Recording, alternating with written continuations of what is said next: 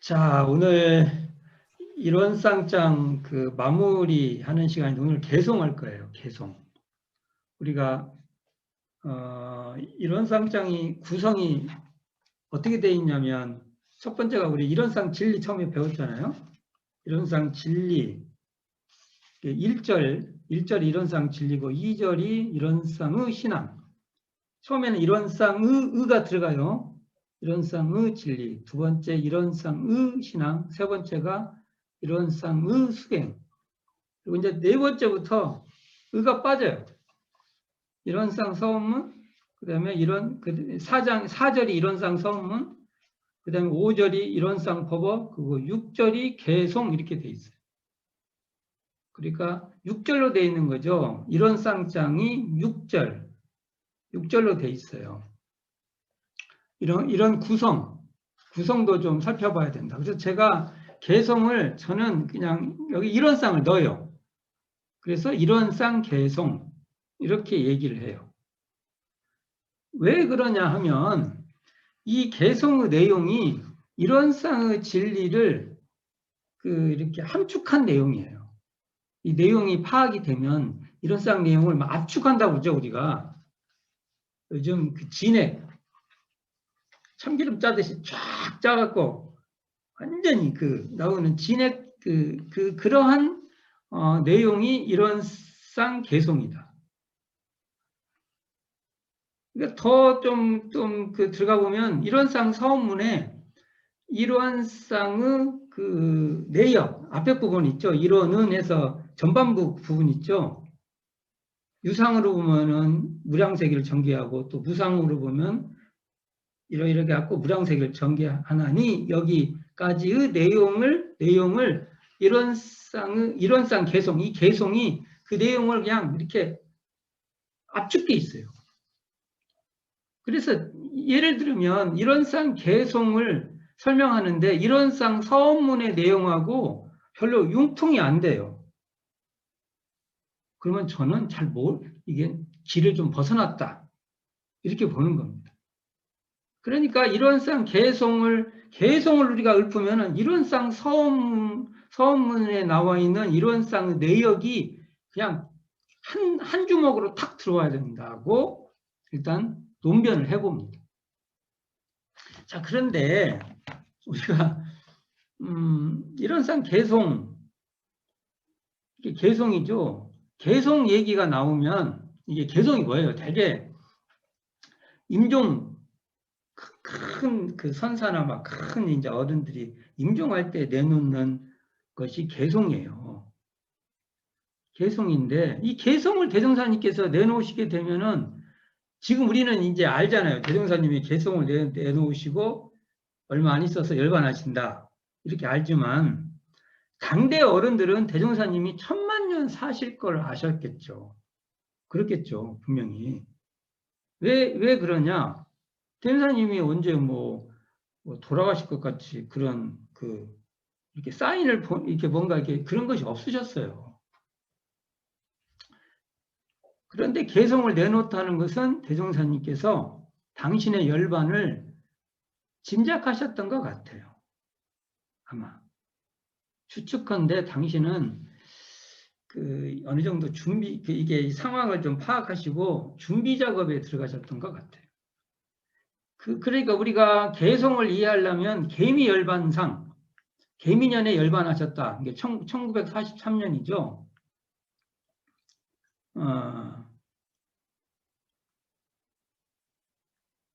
그러니까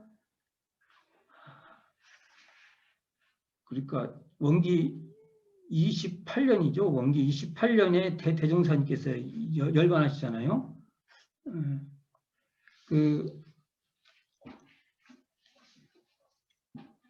개미열반상의 시작을 어디서부터 보는 게 좋을 것 같아요? 저는 이 개송을 저희에게 내리는 전후에서부터 시작된다고 대충 끊어요. 대충 우리가. 왜냐하면 개미열반상 앞에가 신용전법상이잖아요.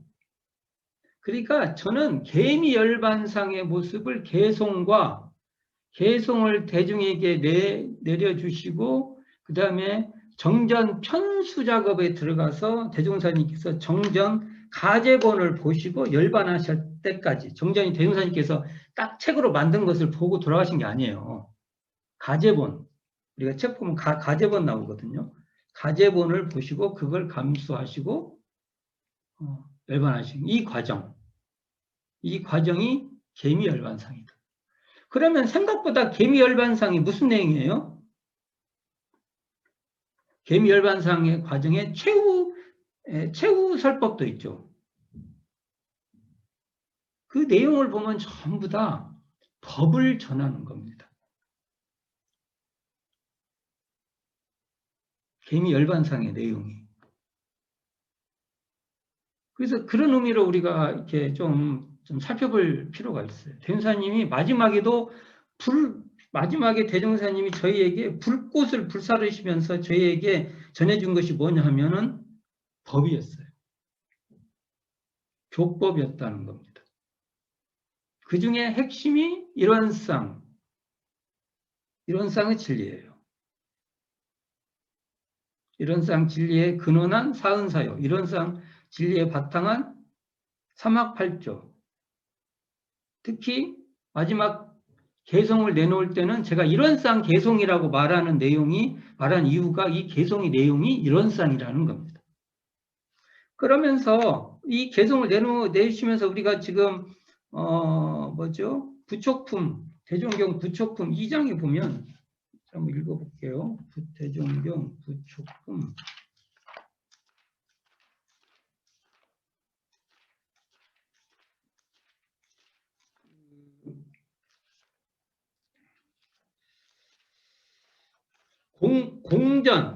공전 얘기가 나오죠. 공전을 어떻게 써야 되나요? 공전을 함께 공자를 써야 돼요? 공별된 공자를 써야 돼요? 지금 교단이 그 문헌을 보면 같이 나와요. 이게 모두에게 전했다 하면 어떻게 돼요? 함께 공자 쓰죠. 함께 공. 근데 공적으로 사적으로 막 이렇게 전하는 게 아니라 공적으로 전했다 하면 어떻게 돼요? 공별된 공자. 이게 두 의미가 다 있는데 보통 더 쓰는 의미에는 모두에게 전했다 해서 함께 공자를 더 우선합니다. 그래도 내용상으로 보면 두 의미가 다 이게 함께 공자 쓰는 공전, 그다음에 공별된 공자 쓰는 공전 다 의미가 있는데 아마 내용상으로 보면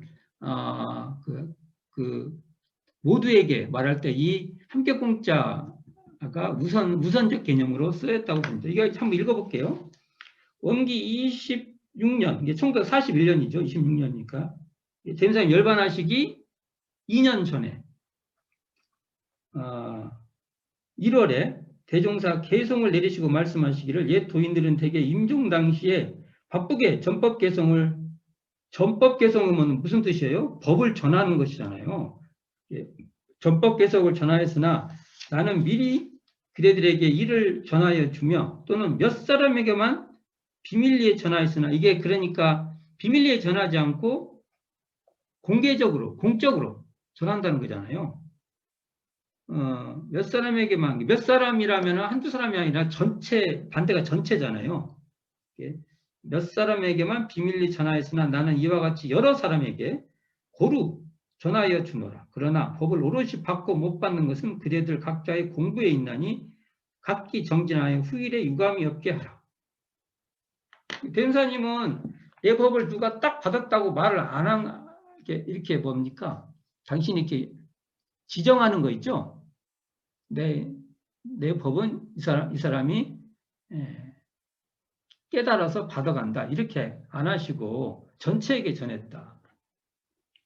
그러니까 모든 사람이 자기가 깨달으면 그 법을 받게 된다. 이런 의미에서 공전, 이런 의미를 쓰는 저희들의 전통이죠. 이게 공전이라는 게. 근데 이제 이게 지금 교사적으로 보면 이게 아까 지금 1월이 했다는데 1월 28일이에요. 1월 28일. 8시 공회당 성방에서. 공회당 진짜 중요하죠. 공회당 가시면, 충북 공회당 가면 이게 정말 중요한 곳이라고 생각하시나요?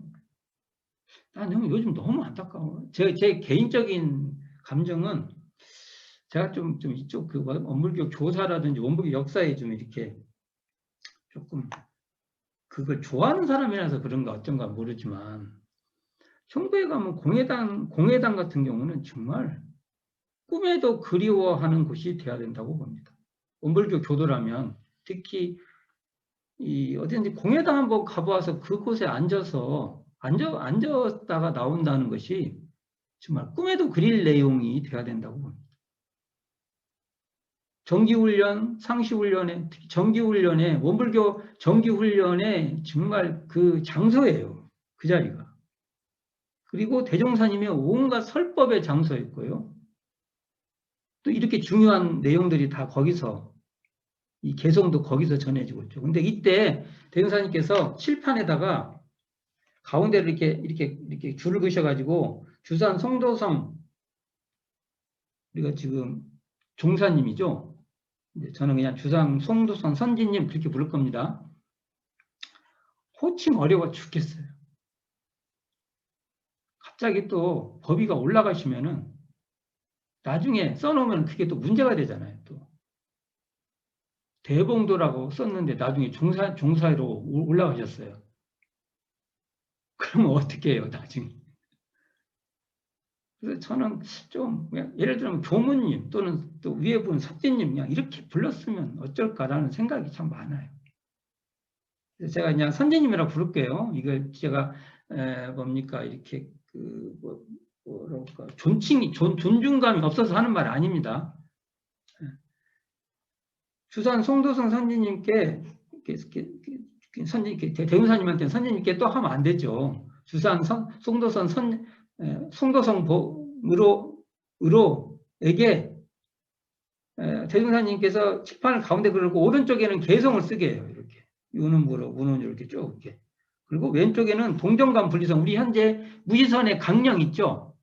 맨 뒤에 나오는 내용. 그러니까 우리 무지선법은 강령이 먼저 나와요. 그리고 그 내용을 나중에 이제 거기 내용에 맞게끔 쓴 거예요. 강령에 따라서 강령의 결론이 나도록 쓴 거죠. 그러니까 한편 이런상 개성은 다른 편을 말하면 이런상 내력, 이런상 진리를 말한 거예요. 그리고 그 동정감 분리선, 무지선의 강령 그 내용은 뭐냐면 이런상의 진리를 실행해라. 실행하는 방식인 거죠. 그러니까 이것을 오른쪽 왼쪽에다가 써라고 한 겁니다. 이게 말이 되죠. 이게 의도가 계신 거죠. 그러니까 이렇게 대전사님께서 차근차근 당신의 열반을 준비해 가셨던 거죠. 개성도 전해주고 그다음에 정정 편수도 하고 그다음에 이때 지방 제자들을 다 가서 만납니다. 그래서 격려할 건 격려하고 또 챙길 건 챙기고 부탁할 건 부탁하고 이 과정을 다 밟고 심지어 그때 이제 원불교 법복 대전사님께서 뭔가 이렇게 뭡니까 이렇게 우리가 지금같이 막 제복 입고 막 이런 걸 별로 안 좋아하세요.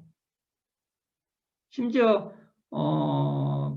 이렇게 통일된 복장을 하려니까 왜 이렇게 나중에 부담스러울 것을 뭐 이렇게 하려고 하냐. 이렇게 실제로는 그 의견도 대전사님께서 이렇게 좋게 안 받아들여요. 다 우리 현재 원불교 문화 뒤에 대전사님 뒤에 생긴 것이 많아요. 이게 또 이렇게 말하면 또 왜 그런가 또 그러겠네. 그랬다고요. 그랬다. 근데 대전사님께서 행복이라 해갖고 우리 사진에 보면은 검정색으로 속이 보이는 그 법복 종류의 옷을 만듭니다.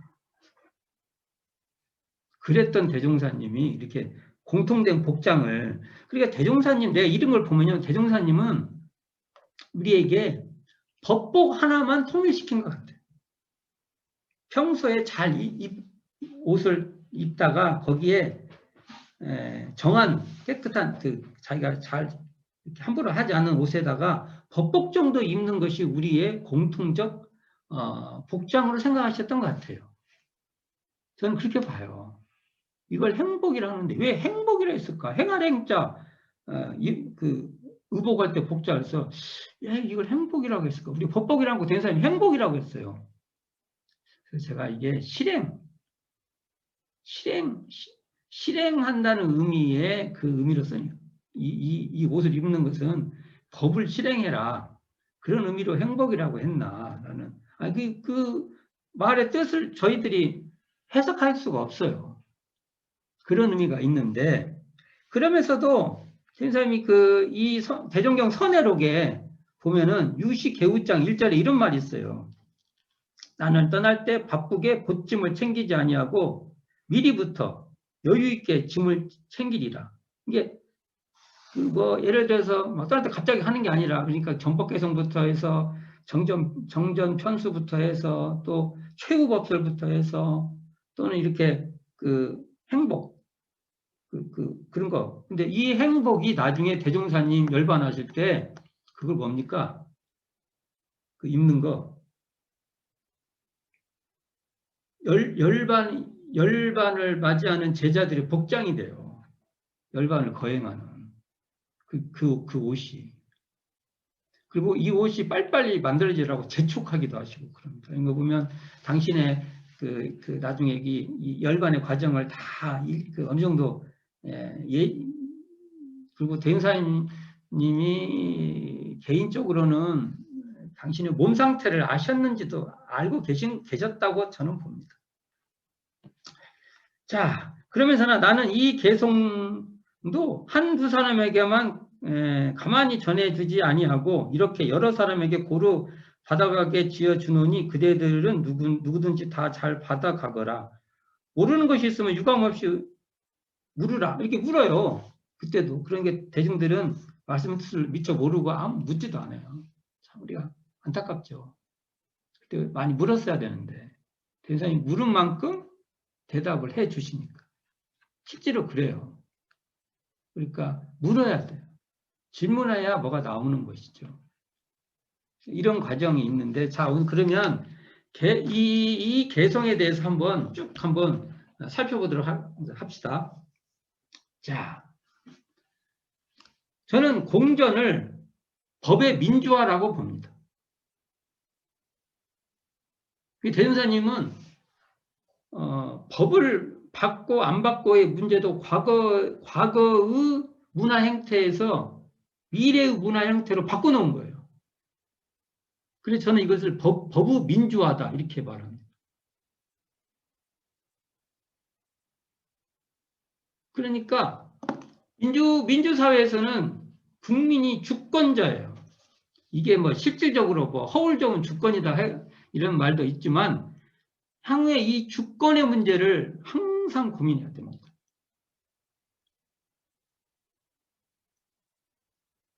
그러면 원불교 교단의 주인공은 누굽니까? 제가 출가 교도들입니다. 지금 이 얘기를 하면은 거부하신 분들이 많아요. 법은 법사님들이나 이런 분들이 주인공이지 어떻게 보통급, 특신급 이런 분들이 주인공이냐 이렇게 물어봅니다. 저는 이것도 생각을 바꿔야 된다고 봅니다. 세상이 결국은 시민이 지금은 국민, 시민, 저는 시민이란 말 좋아합니다. 시민이 주인공이 되듯이 우리 마음공부의 세계에서도 우리가 필부라고 했던 이 범부라고 하는 이 사람들이 주인공이 되어야 된다고 봅니다. 다만 이 사람들이 어느 차별도 없이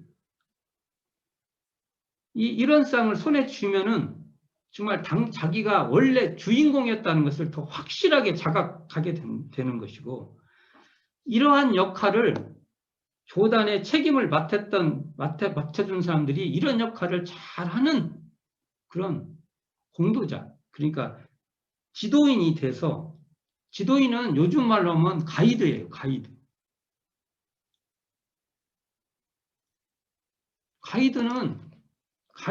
가이드도 봉사자예요. 저는 그렇게 봅니다. 제 의견이에요.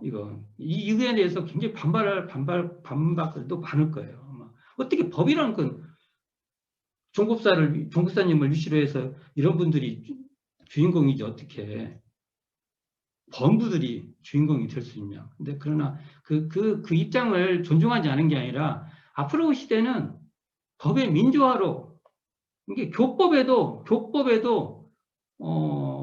이 개성의 정신을 보면 교법도 그런 식의 민주화로 가야 된다라고 그런 생각이 있습니다. 자, 그게 중요한 건 아니에요.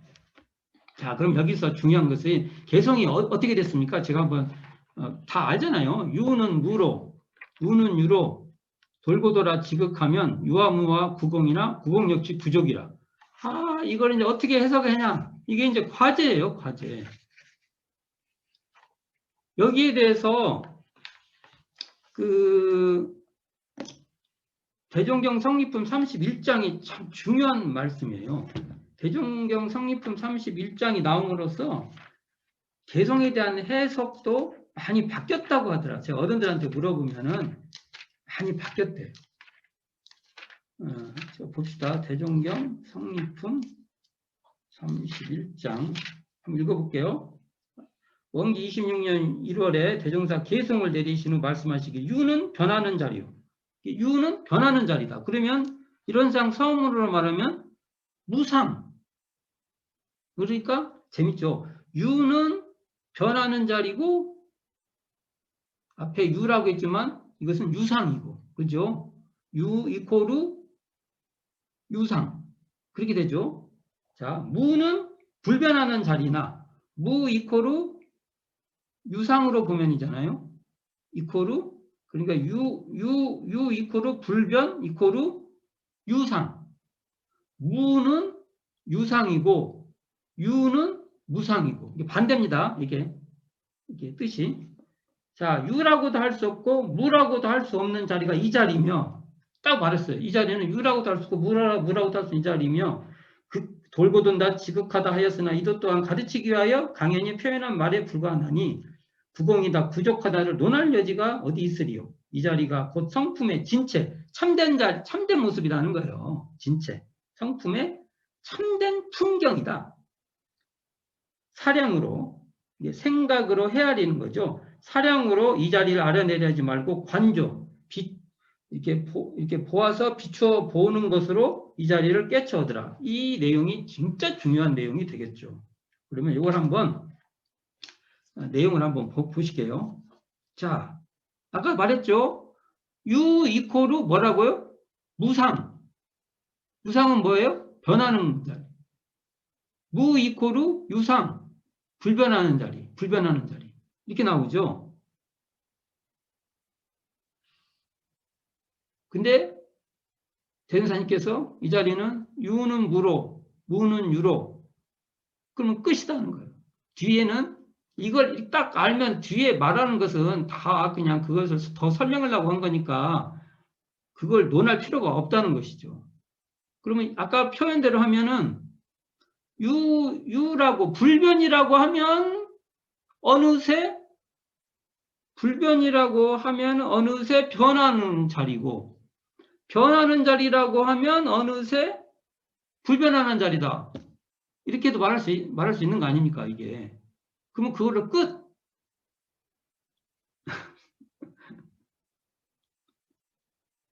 근데 이렇게 끝 되려면 어떻게 해야 되냐? 이것을 사량으로, 생각으로 계속 분별지로 계속해서 생각을 굶굴리면 이건 끝끝내 어긋난다. 근데 이것을 그렇게 되는 그것을 관이라는 게 꼭 새가 이렇게 높은 데서 이렇게 전체를 이렇게 비춰보는 같은 모습이라고 하더라고요. 이게 관조. 그래서 관에서 비춰보라는 거예요. 관조로 하면은 이 자리를 터득할 수 있다.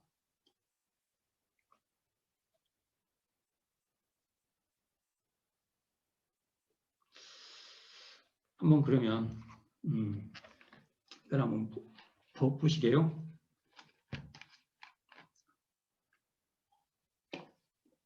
제 소리가 막 들리잖아요. 지금 막 뭐라고 떠들잖아요, 제가. 그럼 소리는 계속 있나요? 한번 보세요. 제가 이렇게 막 말하잖아요. 근데 제가 아까 막 한 마리가 한 소리가 계속 있으면 지금도 계속 울려야 돼요. 왕왕왕왕왕왕왕왕 해서 시끄러서 도저히 못 살 거예요, 아마. 저만 떠들어요, 또. 옆에 떠들고 그러면 아마 생각 해보게 한번 우리가 한번 계속 있다 하면은 미쳐버릴 거예요, 아마. 근데 소리는 어떻게 돼요? 소리는 생주이멸이에요. 어떤 저항에 의해서 생겼으면 사라져. 이거 뭐예요?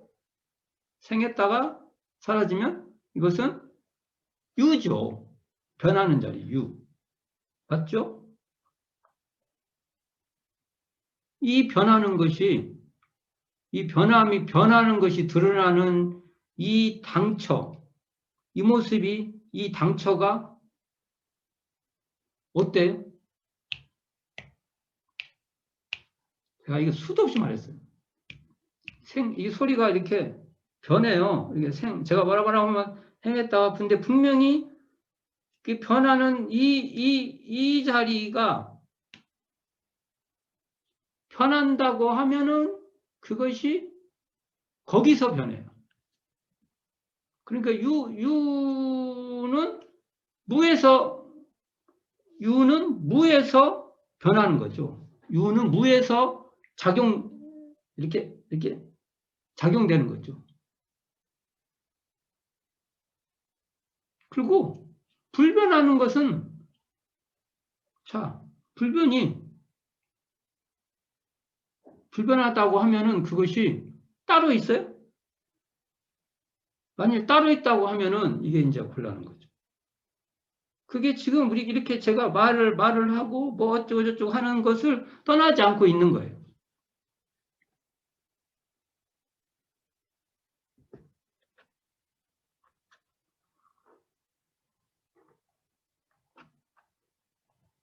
그러니까 저희가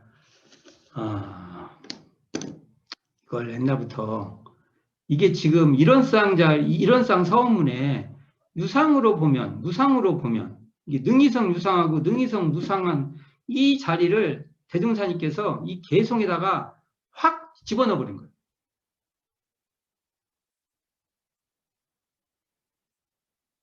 이게. 그래서 이걸 한번 이렇게 볼 수 있어요.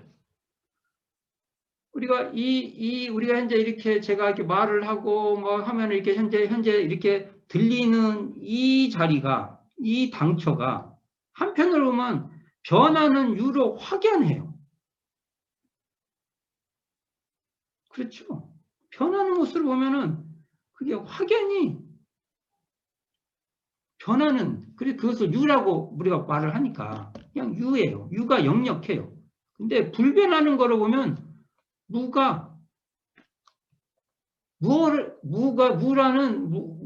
불변하는 이 무가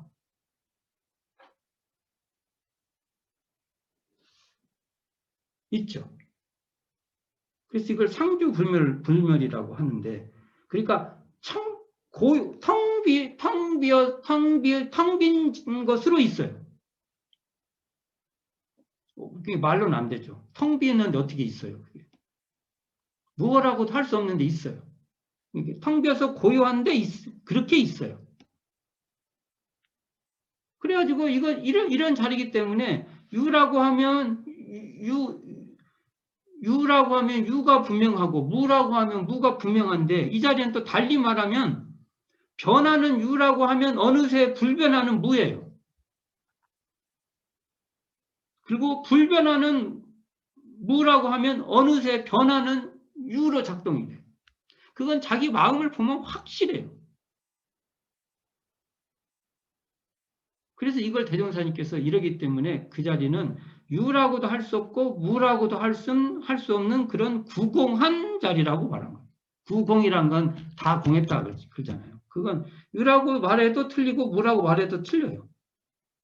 근데 이게 또 이렇게 말하는 이 자리가 또 달리 말하면 유한, 그러니까 불변한 중에 변하는 무가 분명하고 또 변하는 무가 작동하는 중에 불변하는 유가 바탕돼 있는 거예요. 그래서 이 유라고도 할 수 없고 무라고도 할 수 없는 그 자리는 달리 말하면 변하는 그 유와 불변하는 무가 동시적으로 부족해 있는 거예요.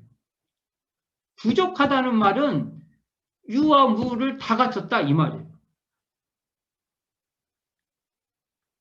이걸 만일 이게 유무를 다 갖췄다고 설명이 안 되면은 대중사님 이 말씀하고 안 맞아요. 저는 그렇게 봅니다. 이렇게 되면 이 말이 끝난 거예요.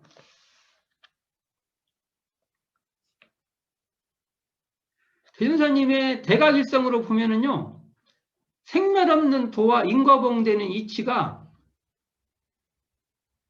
다 구족해 있다는 거. 근데 이 구족해 있는 이 자리는 생멸 없는 도라고 그런 자리라고 분별에 떨어져도 안 되고 인과보응되는 자리라고 그 자리에 또 집착해도 안 된다는 거예요. 그럼 이 말을 달리 설명한다면 인과보응은 반드시 생멸 없는 도에 바탕돼 있어야 돼요. 그리고 불생불멸은 인과보응으로 작동돼야 된다는 거예요.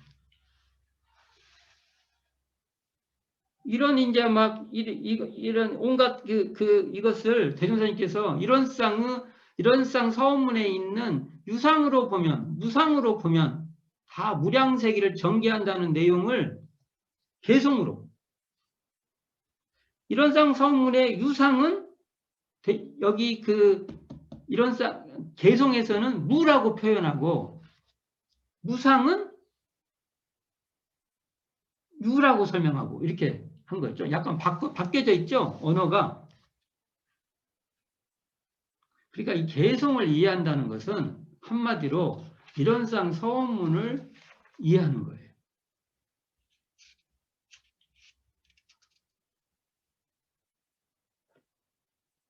이게 개성을 우리에게 마지막으로 전해줬다는 것은 이런 쌍 서원문의 이런 쌍의 진리를 항상 놓치지 마라 라고 하는 대종사님의 선물이죠. 당부죠. 근데 개성을 보면서 이런 쌍 서원문에 대한 서원이 없다고 하면 개성을 받아들인 게 이해가 안 되죠.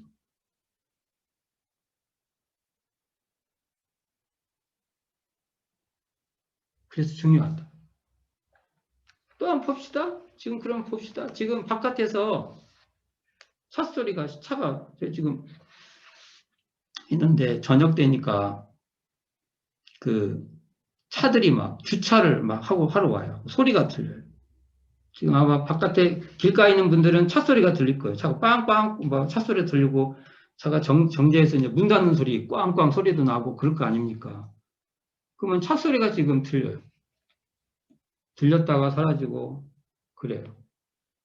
이게 무슨 자리예요?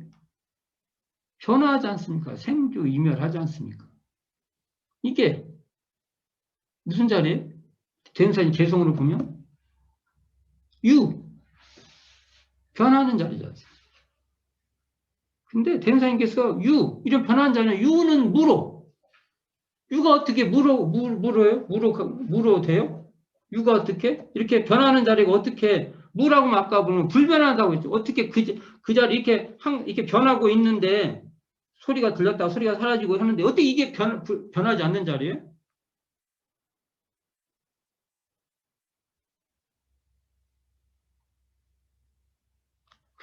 이것은 사량으로, 그래서 대응사님이 사량으로 하지 말라고 한 거예요. 관조, 자기 마음을 돌이켜 비춰보시라고. 이렇게 지금 소리를 듣고 차가 정차했다가 나와서 문 닫고 좀 있으면 물소리도 사라지고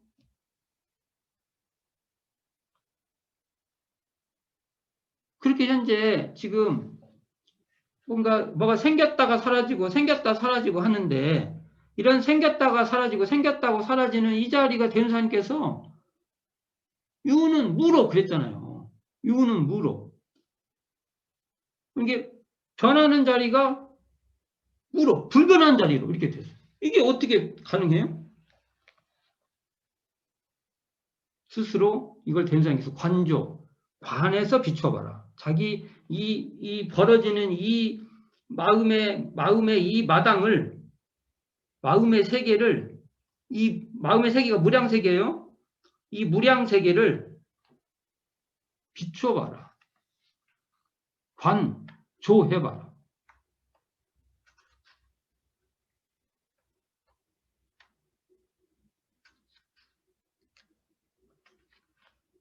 자, 두 번째는, 그런데 이렇게 또, 무는 유로 그랬잖아요. 무는 유로. 비춰보니까 그 자리에 뭘 할 것이 없어요. 그렇게 안다는 그 마음에 안다는 무어가 있으면은 그렇게 아는 것이 드러날 수가 없어요. 그러니까 거기에 안다, 모른다, 일체 무어가 거기에 붙을 수가 없는 자리예요. 그게. 그래서 그 자리인가 보다. 이렇게, 야, 그것을 이런 자리를 보고 청정하다고 그러고, 이런 자리를 보고 텅 비었다고 그러고, 이런 자리를 보고 고요하다는가 보구나. 이런 자리를 보고 걸림이 없다고 그러고, 무해한 자리라고 그러고, 이런 자리를 보고 착이 없다고 하는구나. 이렇게 됐는데 그 자리에서 분명히 찻소리도 들리고, 문 닫는 소리도 들리고, 그러잖아요. 어느 때는 찻소리가 들려서 짜증이 나는 마음도 내 마음에서 역력히 있고, 차없이 역력히 있어요. 그러니까 무는 유로. 이것이 돌고 돌아 지극하면, 무는 유로, 이게 돌고 돌아서 지극하면, 이게 대변사님께서 이것을 그냥 당연히 설명한 거라고 말씀했잖아요. 사실은 이것이 돌고 돌 것도 없죠. 서로 바탕한 자리죠, 이게. 대변사님이 대각일성을 보면 생멸없는 도가 생멸없는 도와 인과봉된 이치가 서로 바탕되어 있는 거와 똑같은 말이잖아요, 이게요. 유는 무는 유로. 돌고 돌아 지극하면. 대변사님 이것도 다 설명하려니까 이렇다고 하는 게 원래 둘이 아니고 그 자리가 그 자리인 거죠. 대변사님 말씀하신 것은 유가 그 자리가 무고 무가 그 자리가 유고 그 말이죠. 그걸 관조 지켜봐라.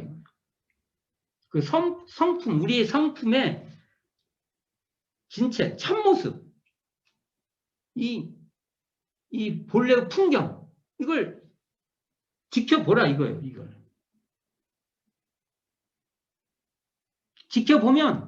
그 자리를 지켜보면 어떻게 되냐?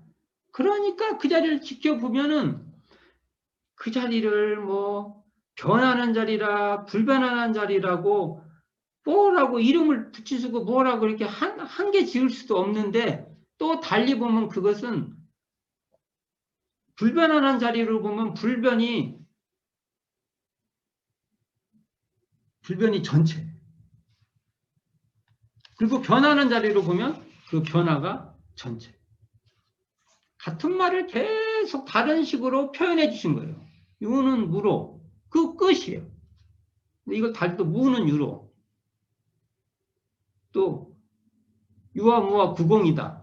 구공 역시 구족이다. 이렇게 같은 말을 계속 변주시켜서 계속 말씀하고 있다. 그러면 이런상 개성을 대승사님께서 왜 우리에게 전해 주실까요? 개성으로? 그걸 우리가 봐야죠. 개성으로. 왜? 이렇게 어려운 것을. 제가 이렇게 말해도 막, 싫은, 말장난 같은 말을 이렇게. 저 방길통경을 하는 사람은 참 말은 그냥 말로 그냥 뭔 소리를, 알도 못할 말을 저렇게 그냥. 제가 한 거 아니에요. 대종사님 하신 거예요, 이거. 그럼 대종사님께서 그냥 했겠냐고요. 마지막에 뭔가를 우리에게 던진 거예요. 이런쌍 이 자리, 이런쌍 성품자리 이 자리를 당신의 열반의 모습으로 보여줘. 당신의 열반도 바로 이 자리로 열반하시는 거죠. 생멸 거래하는 중에 생멸 거래에 변함이 없어요. 당신의 열반도 유는 무로, 무는 유로 이 자리예요. 그리고 앞으로 모든 공부의 근원, 기점은 바로 이런쌍 이 자리, 개성으로 밝혀주신 능이성 유상하고 능이성 무상한 이런쌍 이 자리로 해라 라고 우리에게 탁, 당부, 촉구 또는 부탁, 각성 이런 걸로 던져주셨다. 우리는 이걸 선물로 받아야 된다 하고 생각을 합니다.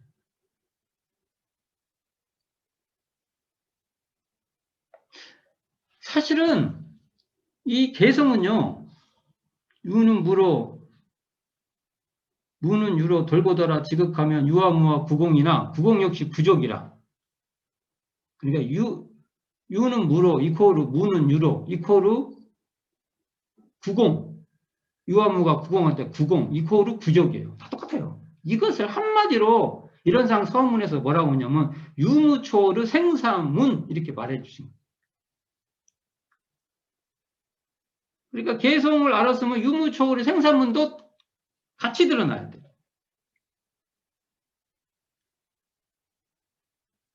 유무총을 생사문이 뭡니까? 그러면 유상으로 보면 이렇고 무상으로 보면 이렇게 무량세계에 전개했다. 그 내용이란 말이에요. 우리가 원불교의 마음 공부는요. 바로 이 개성에서 대무사님께서 마지막에 밝혀주듯이 이런 쌍의 개성, 어찌 보면 이런 쌍의 노래죠. 이런 쌍의 창, 이런 쌍의 시, 이것의 근거를 해라. 마지막으로 대무사님께서 우리에게 던져주신 것이다. 우리는 이걸 받아야 됩니다. 대무사님이 싹 선물로 쫙 내놓는데 나 선물 안 받을 거예요.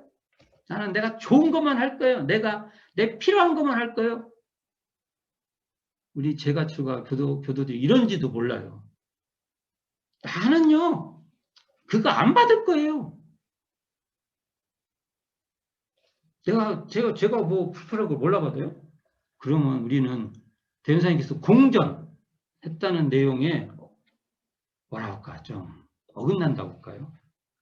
대무사님이 실망하실 수도 있습니다. 현대시대에 우리가 이 개성은 이런 쌍의 개성으로, 이런 쌍 개성으로 우리가 다시 받아서 우리가 삼켜야 된다. 삼켜 먹어야 된다. 이런 쌍장에 마지막에 개성을 둔 이유가 그걸 겁니다. 이 개성도 사실은